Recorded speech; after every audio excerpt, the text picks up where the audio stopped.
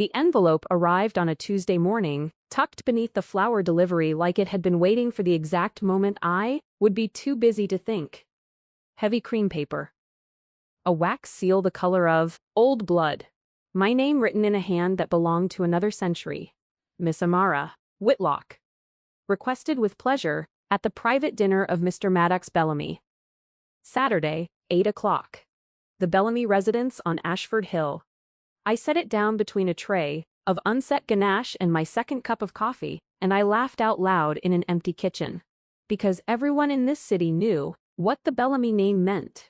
It meant black cars that idled outside restaurants until the owners came out to greet them. It meant charity galas where the checks were larger than the causes. It meant, if you believed the rumors, quieter things too, in warehouses no one asked questions about. And it meant that a boutique pastry chef, named Amara Whitlock, working out of a rented storefront on Vine Street, did not receive personal invitations from Maddox Bellamy on Tuesday mornings for no reason at all. I should have known then. I should have felt the weight of what I was about to walk into. But my rent was 2 weeks late, and my ovens made a sound when they turned on that I had begun to pray about, and the note at the bottom of the invitation said, in the same careful hand, "Please bring your signature dessert. The one with the small mark you sign it with." That was the sentence that stopped me. Because I had never advertised the little symbol, I pressed into the glaze of every tart, every torte, every folded pastry I made. It was a private thing. A curl inside a circle, a crescent tucked beside it, 3 small dots beneath. My grandmother's mark. Copied faithfully from the handwritten recipe card I had kept in a tin above my refrigerator since I was 12 years old. I had never explained it to a customer. I had never printed it on a menu. I had only pressed it, quietly, into the top of every dessert I was proud of. So how did Maddox Bellamy know about it? I read the sentence 4 times.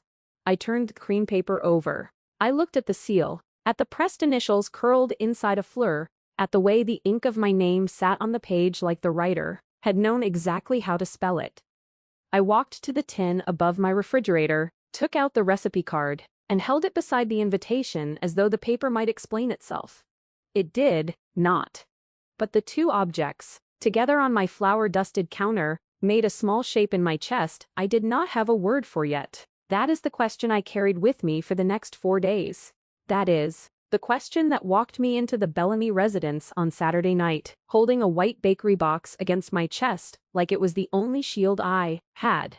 And that is the question that, when it was finally answered, would rearrange every belief I held about my own family, my own name, and the man who stood at the head of a table full of people who had come to laugh at me. The house on Ashford Hill was not a house. It was the memory of a house, built to a scale meant to intimidate. Iron gates. A gravel drive so long it changed weather halfway up. Lanterns burning even though the sky was still bruised with the last of the sun. A man in a dark suit opened my taxi door before I could reach for the handle, and another took the bakery box from my hands like it might explode. "Careful with that, please," I said. "It travels better than it looks." He didn't answer.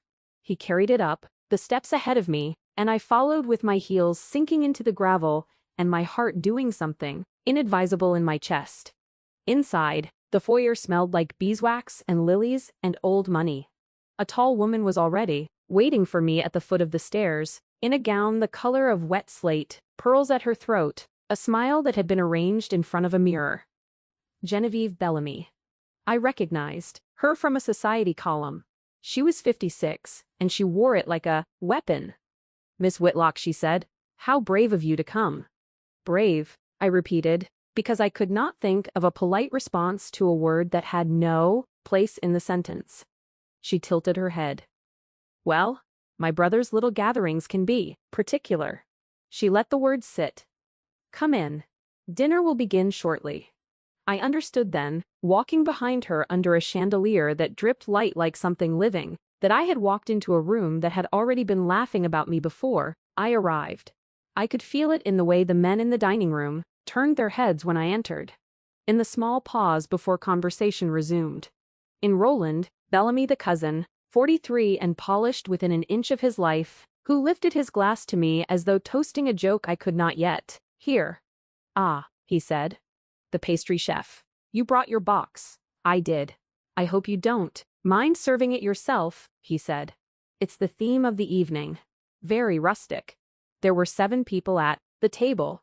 6 of them were smiling in a way I did not care for, and at the head of the table sat a man who was not smiling at all. Maddox Bellamy was 48 and looked 10 years harder than that. Black hair, cut close silver only at the temples, a tailored charcoal suit, a glass of something amber untouched by his hand. He was reading a menu card, as though it had personally insulted him. When I stepped into the room, he did not look up. That was fine. I had not come to be looked at. "Please, Miss Whitlock," Genevieve said, gesturing toward a service table near the window. "If you would." They wanted me to plate the dessert in front of them. They wanted me to sweat under crystal light while they watched the little pastry girl fumble with silver spoons. Fine. I have plated in worse conditions. I opened the box, lifted out the round chestnut and honey tort I had spent 9 hours on, and settled it on the platter I had brought. I picked up the piping cone of dark ganache, and with the calm of a woman who has been underestimated her entire life, I traced the mark of my grandmother onto the top of the tort. Curl inside, a circle. Crescent tucked beside it. 3 small dots beneath. I heard, at the head of the table, the sound of a man forgetting how to breathe. Maddox Bellamy stood up. The room stopped. I did not look up right away. I finished the last dot. I set the piping cone aside. I wiped my thumb on the linen at my wrist. When I finally turned, he was staring at the top of the tort like it was the face of someone he had loved and lost. He walked across the room without excusing himself. He stopped in front of the platter. He said, in a voice so quiet I felt it in my teeth, "Where did you learn that mark?" I could feel Genevieve behind me. I could feel Roland's smile souring. I could feel a joke turning, in real time, into something none of them had prepared for. "From my grandmother's recipe card," I said. "It has always been on there." His eyes moved to mine. Dark. Analytical. Not unkind, but nothing warm about them yet either. What was her name? Josephine Whitlock. Something changed in his face. Not much. A small tightening at the corners of his eyes. A man who was used to being intimidating, remembering how to be startled. "Miss Whitlock," he said, "please sit. Not at the far end. Here, beside me." At the table, Roland's laugh died halfway out of his throat. Genevieve's pearls did not move, but her hand resting on the back of the chair beside her tightened until the tendons stood up like fine wire. I sat. Beside him, the linen was cool under my wrist. The silver was heavy. The candles were the beeswax kind, not the paraffin kind, and they burned steady and low. I made myself notice these things because noticing them was easier than noticing the way Maddox Bellamy was still looking at the top of my tort as though it had spoken to him. Dinner was served. I do not remember eating. I remember him asking me quiet, careful questions between courses. Where I trained. Where I worked. Whether I had siblings. Whether my grandmother had ever mentioned anyone by the name of Lillian. I said no. He said nothing more about it.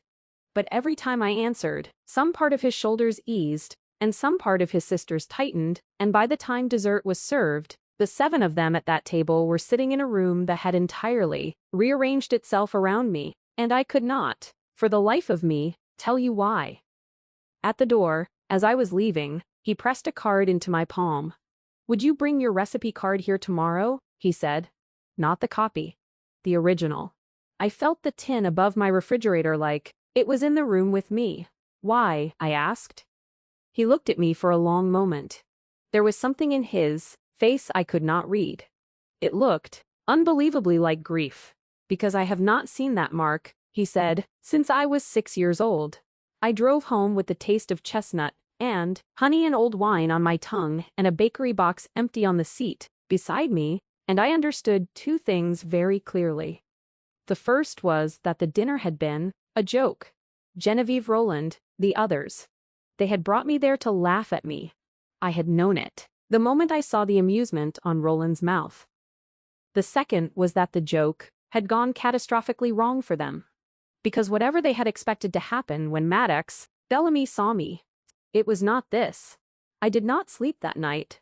I sat at my kitchen table with the tin open and my grandmother's card in my hand, and I looked at the mark I had drawn 1,000 times, and I turned the card over, and I saw, for the first time in 22 years of holding this piece of paper, something I had never noticed. In the bottom corner, on the back in faded pencil, in a hand that was not my grandmother's, someone had written, "She kept her promise. L.L. Lillian." The next morning I brought the card to the Bellamy residence in a plastic sleeve I had bought at the stationer's on the way because I was suddenly, terribly aware that it was the only copy of anything. Maddox met me in a small study at the back of the house, lined in books that had been opened. He did not sit. He took the card, turned it over, and I watched a man who had built an empire on his ability to remain, still lose that ability, for a moment in a room that was too warm. "That is my mother's handwriting," he said. "I know," I said. I guessed. He looked at me. He did not have the eyes of a mafia boss in that moment. He had the eyes of a boy who had been 6 years old, once, watching a woman decorate a tort in a kitchen he had not been allowed back into. "Miss Whitlock," he said. "Amara. May I call you Amara?" "Yes. I am going to ask you something, and I need you to answer as honestly as you can. Did anyone contact your shop before this week about this dessert? About the mark on it?" I thought about it. I thought about it hard. "Yes," I said, slowly. "A woman called Monday morning. She said she was Mr. Bellamy's assistant. She asked what dessert I would recommend for a private dinner. And she asked me, specifically, if I could sign it with, quote, the little family mark I use. Do you have that call recorded? I record every order." He closed his eyes for one long second. When he opened them, something in him had decided a thing. "Amara," he said, "listen to me carefully. That dinner last night. It was not my idea. I did not send that invitation. Then who did? Someone in my family.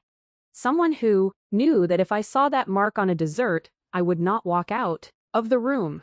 Someone who wanted me to see you carrying it. Why? I don't yet know, but I intend to. And that is how I ended up, 3 days later, sitting across from a man I did not entirely understand yet, in a study filled with the private papers of a woman who had been dead for 20 years, helping him look for a truth that his own family had been working, quietly and for a very long time, to keep buried. Her name was Lillian Bellamy. She had died at 62, when Maddox was 28, and by every official account it had been an illness that took her slowly, and gave the family time to say goodbye. Maddox told me, on the second afternoon, that she had also been the person who taught him what he now understood to be the most important thing about running the Bellamy interests, which was that loyalty was not the same as agreement, and family was not the same as trust. She used to say, "He told me that a family will forgive you for almost anything, except being right when they are wrong." I asked him why we were in this room. He did not answer directly. He pulled down a leather binder from a high shelf, opened it, and turned it toward me. Recipes, in his mother's hand, dozens of them. And halfway through, on a page browned at the corners, the mark I had traced onto the top of a chestnut and honey tort inn, a dining room full of people who had wanted to laugh at me. Curl. Circle. Crescent. 3 small dots. "There is a copy missing from this binder," he said. "It was removed years ago. I did not know it had been removed until yesterday." "Which recipe?" He turned the binder around and pointed to a small torn edge, the ghost of a page. "The one you brought." I let out a breath I had not known I was holding. Why would someone tear out a recipe? Because it was never only a recipe, he said. He told me then, in pieces over the following week, what he had begun to understand. His mother, Lillian Bellamy, had been the quiet architect of a legitimate family trust. Legitimate. That was the word he used with a small emphasis, and I understood, because I was not a fool, that the emphasis mattered. The trust held certain businesses and charitable interests that had been separated deliberately from the more complicated parts of Bellamy operations. Property. A shipping company. 2 hospitals in the north of the city that had her name on plaques she had asked to have taken down. She had built it so that no single family member could ever collapse it into the rest of the empire. She had built it, in other words, so that the Bellamy family could not eat itself.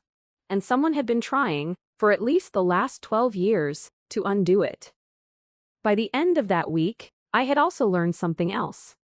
Maddox Bellamy, whatever else he was a man who kept his word. He had said, at the dinner, that no one would accuse me of anything without evidence. 3 days later, when Roland Bellamy suggested loudly in a family meeting that perhaps I had come to that dinner already knowing what I carried, Maddox had, according to what I heard from a housekeeper who liked me, put down his glass, turned to his cousin, and said very quietly, "Roland, if you say that sentence one more time in this house, I will make you say it in a courtroom." Roland had not said it again, but he had begun, I noticed, to walk into rooms I was already in, and to stay a beat longer than politeness required, and to smile at me with the sort of smile a man uses when he is still deciding which lie to tell. I did not confront him. I noted the times. I noted the days. I wrote them down, in my own hand, in a small notebook I kept in the lining of my coat, because a woman who has been underestimated her entire life learns early that the best defense is a clean record. But Genevieve had begun to smile at me in the hallway. And that was worse. The first trap came 10 days after the dinner.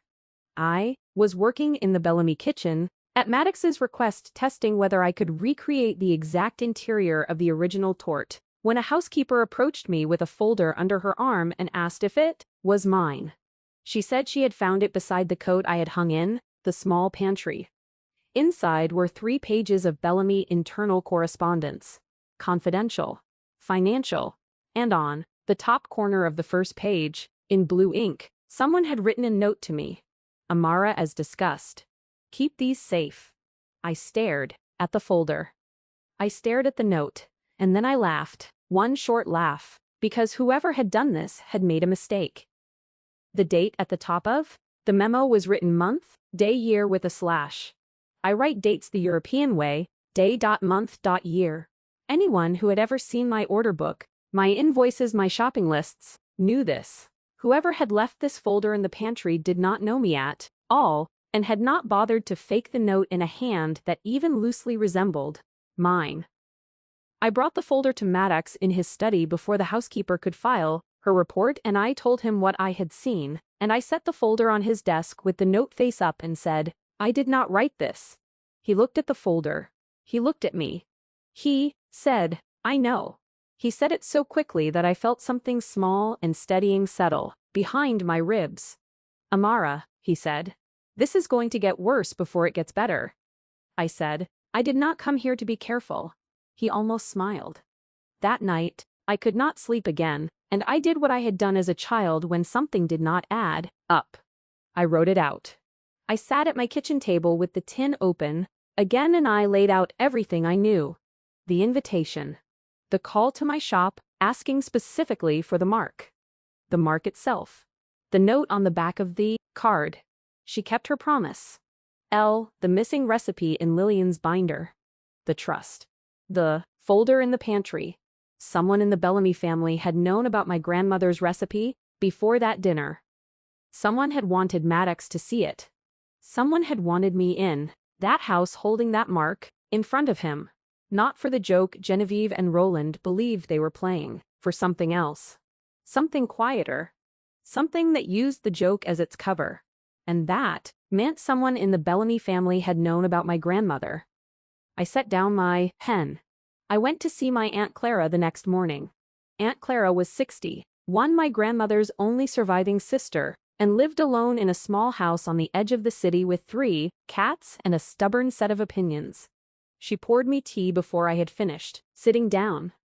She asked me why I looked like I had not slept. I told her carefully as much of the story as I thought she could hold. She sat very quietly for a long time. Then she said, "Your grandmother used to work, when she was young, for a woman named Miss L. She never told us the family name. She said, it was not hers to say. Your grandmother was a cook. This Miss L taught her the recipe you love." She told Josephine, one day, that the recipe was more than a recipe. That if anyone ever came looking for it, she should keep it and say nothing. Your grandmother kept it. She died with it, in her tin. I asked, softly, did she ever describe Miss L? Aunt Clara looked at me over her cup. Tall, she said. Dark eyes, silver at her temples. A laugh she did not use often. A sun she talked about the way women talk about the sun. I set my tea down. My hand was steadier than I expected it to be. It was the sort of steadiness that comes not from calm, but from the sudden, clean click of a piece falling into a shape you had not known you were building. My grandmother had worked for Lillian Bellamy. My grandmother had been trusted with something. My grandmother had died with it in a tin above a refrigerator in a rented apartment in a city that had never known her name. I remember thinking, very clearly, she was describing Lillian Bellamy. She was describing Maddox's mother. I remember also thinking, she was describing Maddox. I called Maddox from the taxi on the way back. I told him everything Aunt Clara had said. He was quiet for so long that I thought the line had died. Then he said, Amara, come to the house. Now. There is something in the archive I need you to see. I sat at that table with the taxi receipt on my lap for a long moment before I got out. I had walked into a house that had prepared to laugh at me, and I was leaving it beside a man who had asked, with the courtesy of a stranger, whether he could use my first name. I did not yet know what to do with that. I only knew that the joke had failed, and something quieter had taken its place, and I was going to have to be very careful with whatever it was. The Bellamy archive was in a room beneath the residence that most guests did not know existed. Iron door. Combination lock. Air that smelled faintly of paper and old copper. Maddox brought me down himself. He unlocked a cabinet at the back. He took out a slim black box. Inside the box was a single letter, sealed with my grandmother's name on the outside, in Lillian Bellamy's handwriting. Josephine, it said. If ever this reaches you, it means my son is asking. Tell him only what he already knows. That the recipe is not a recipe. That the mark is a promise. That there is a page in the family binder that is missing because I removed it, and there is a copy of that page in your hands because I trusted you with it. Tell him I did not disappear. Tell him I was quiet. There is a difference, and he is old enough now to know it. I felt the room shift under me. Maddox took the letter from me with a hand that was almost steady. He read it. He read it again. And when he set it down, his eyes were not the eyes of a Mafia boss, and not the eyes of a boy. They were the eyes of a man who had just been given back a piece of his mother he had not known he was missing.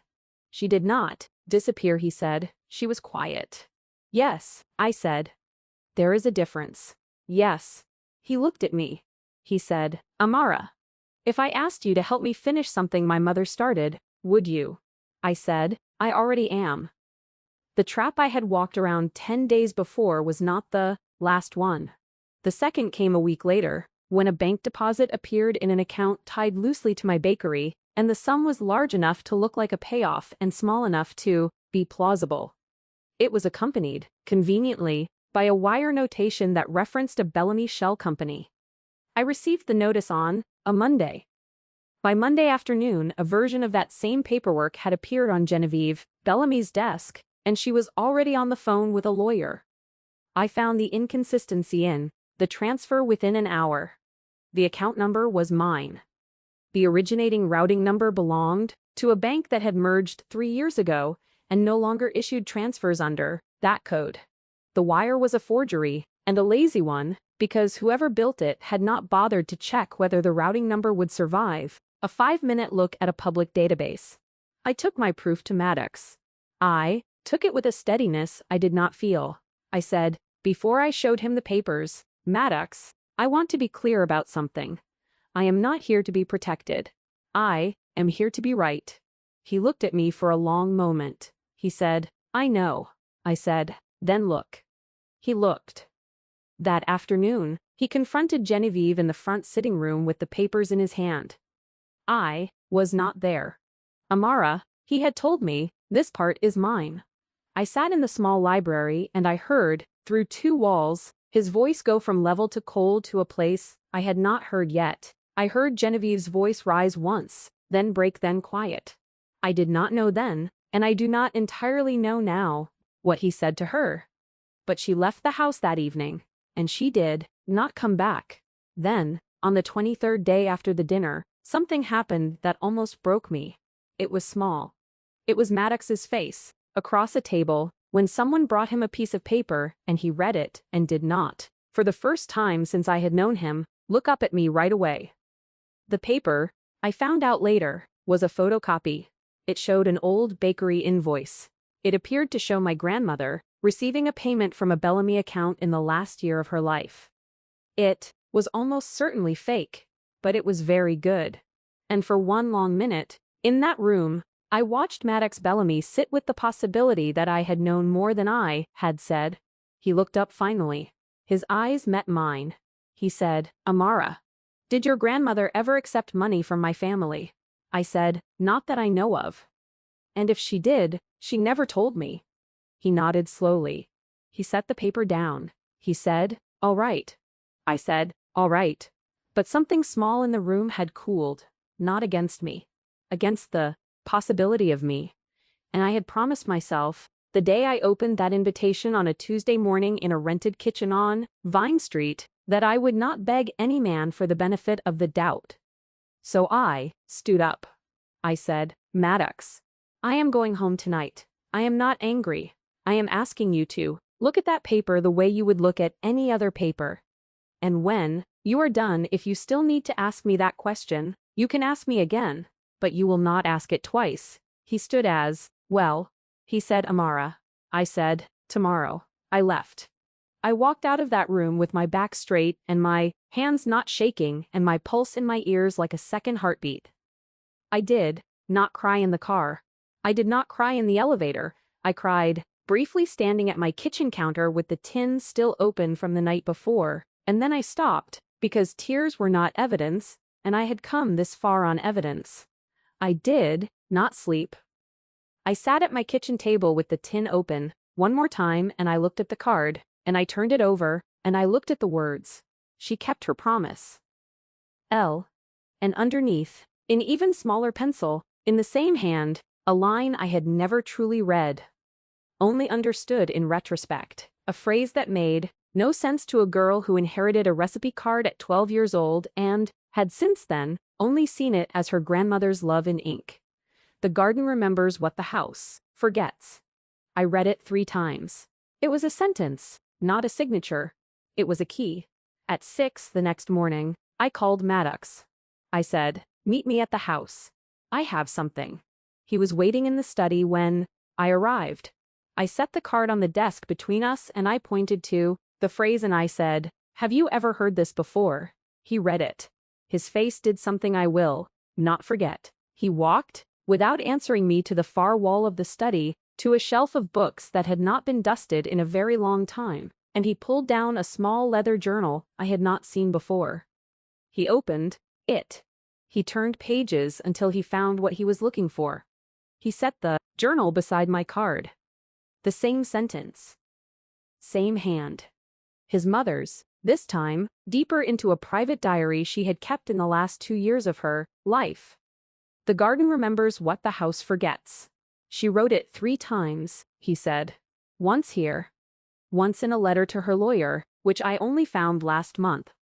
Once, apparently, on the back of your grandmother's recipe card. What does it mean? He looked at me. There is a garden, he said, at the old family estate an hour north. My mother designed it. Nobody has been in it since she died. I always assumed it was grief. I think, now, it was instruction. We drove out that afternoon. The estate was a stone house with a walled garden behind it, tangled and half wild. Maddox unlocked the iron gate himself. He took me past overgrown roses and a fountain green with time to a small stone bench at the back, beneath a low tree. He knelt. He worked one flat stone loose from beneath the bench. Under it was a metal box. Inside the box were papers. Real papers. The original constitutive documents of the Bellamy family trust, with his mother's original signature, and beside them a signed and notarized letter naming the trustees she wanted, the ones she had chosen, the ones who were not the relatives now trying to twist it into their own hands. It was every document Roland and Genevieve had been searching for years to control. Maddox sat back on his heels beside the box. He said, in the quietest voice I had heard from him yet, "She trusted your grandmother with the key to this. And your grandmother trusted you with it, and did not tell you what it was, because she did not want you to carry the weight of it until someone came, looking." I could not speak for a moment. I said, she trusted her because she was safe, because she was outside, because they would never think to look for something this important in a bakery kitchen. Yes, I said, and my voice was not entirely steady, Maddox. I have been carrying this for 22 years, and I did not know. He looked at me, not as a mafia boss, not as an investigator, as a man. He said, you knew. You just did not know that you knew. I put my hand flat on the lid of the metal box. The stone under my knees was cold. The garden smelled of turned earth and old roses, and something faintly metallic, which I understood after a moment, was the box itself, opening for the first time in 20 years. I thought of my grandmother, in a small kitchen I could barely remember, humming while she worked. I thought of her hands, which had been quick and precise, and had never lied to me. I thought of the way she had passed me the tin on my 12th birthday and said, in a voice too casual for the object she was giving me, "Keep this. Do not let anyone tell you it is only paper." We brought the box back to the residence that night. Maddox called his lawyer at 11. He called two of his mother's original chosen trustees, both older women who had been quietly waiting, he told me later, for a phone call that had taken 20 years too long. By dawn, the family trust had been restored to its original terms, with its original trustees, with Lillian Bellamy's original signature filed in a court that opened at 9. Roland Bellamy left the country by the end of the week. Not, Maddox told me, because he had been asked to. Because he had been shown the paperwork and had understood quickly what an old court could still do to a man who had been forging documents against his own family for the better part of a decade. Genevieve, quieter, more careful, was allowed to keep the outward shape of her life. But the trust was closed, to her. Her signature no longer moved money in that house. And the family had watched all of them, as Maddox chose the truth over the name. He told me this at the small, stone bench in the garden a month later, with the roses cut back and a new gardener at work and the fountain running, clear again for the first time in 20 years. He said, "I need to tell you something." I said, "All right." He said, "The night you walked into that dining room with a tort in your hands, I was not speechless because you were beautiful, though you are. I was not speechless because of the mark, though I recognized it before you had finished tracing it. I was speechless because my mother told me when I was 6 years old that one day the mark would tell me who had kept her promise. And when I saw it under your hand, I thought for the first time in 40 years that the woman I had spent my life missing had left me away home. I did not know what to say to that." He said, "But Amara, somewhere in this last month, I stopped following the mark and started following you. And I need you to know that if the trust had been in this box the first day, if my mother's letter had never existed, if you had walked into that dining room with any dessert in your hands, and no symbol on top of it, I would still be sitting here, asking you to stay." I looked at him for a long moment. I said, "Maddox, when I opened that invitation on my kitchen counter, I thought it was a joke. I thought your family had picked a woman off the street to laugh at. I came anyway because I have never let anyone decide in advance what I was going to be embarrassed about. I did not come to be chosen. I did not come to be rescued. I came to see who was writing my name in wax on cream paper." He waited. I said, "I stayed because you asked me questions and listened to the answers. I stayed because, when I told you I was not here to be protected, you believed me. I stayed because when you doubted me honestly, and you did not ask me twice." He said, "Amara." I said yes. And that is how, at a small stone bench in a garden that had been waiting 20 years to Remember what a house had forgotten. I found myself sitting beside Maddox Bellamy without a bakery box between us for the first time. Not beneath him. Not behind him. Beside him. As his mother, I think, might have wanted. I still work out of the shop on Vine Street. My rent is not late anymore.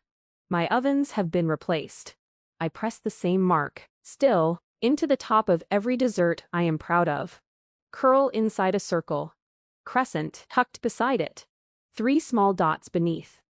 Customers ask me sometimes what it means. I tell them it is an old family recipe. I do not tell them whose, because some promises are meant to be quiet. And the garden, as she wrote, remembers what the house forgets. And I have learned, in a year of things I did not expect, that the woman my grandmother chose to trust with a piece of paper chose well, and the man who once ran an empire on his ability to remain still learned, at 48, to move toward the truth even when it walked in on a Saturday night carrying a chestnut tort. The invitation was meant to humiliate me. It was written on cream, paper sealed in wax the color of old blood, slipped beneath a flower delivery on a Tuesday when I had no reason to believe a black car would ever pull up outside my storefront. Instead, it brought me home. And every time I trace that mark now, curl circle, crescent 3 small dots, I think of a boy of 6 watching his mother in a kitchen he was not supposed to see, and a girl of 12 inheriting a tin from a grandmother who never explained it, and a woman of 34 walking up gravel steps in heels that sank, and I think quietly of Lillian Bellamy, who was not gone. Only quiet. There is a difference. She taught me that. And Maddox at last learned it too.